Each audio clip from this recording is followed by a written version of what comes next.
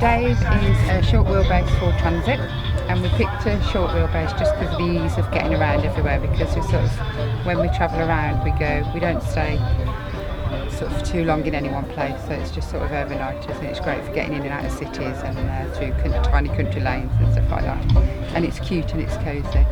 That runs off 12 volt. We haven't got any solar panels, which we ummed and ahed about putting solar panels in, but tried and tested. We sort of, because we travel around most of the time, it lasts sort of all through the night and half through the day. We've got running water and 2 gas rings, loads of storage. My partner was the design guru. We actually just had an empty van first of all and took it out and chucked a mattress in to see what we would need when we went away on trips. So we've got all our pots and pans up there, and it comes with sauces and pickles and everything else that you'd want.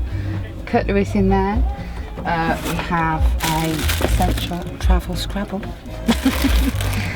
Videos in there because we've got a DVD player. Vortex heater, which you just switch on, blows that warm air down the bottom, and it takes about 5 minutes to warm up the van. You've got chessboards. My favourite thing about Dave is it is essentially a quirky camper. There's lots of little details in it. We've got our shoe rack there and shoe horn. And a little quote.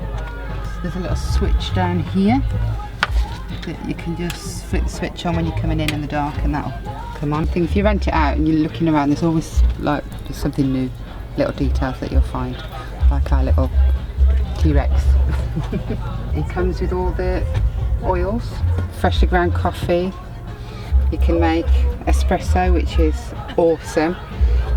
Regular coffee. We've also got an AeroPress. There's a first aid kit in there, and then crates for food, fresh and staples. It comes with everything that you want. So there's picnic tables, camping chairs, there's a hammock. The best detail I think is the roof bed.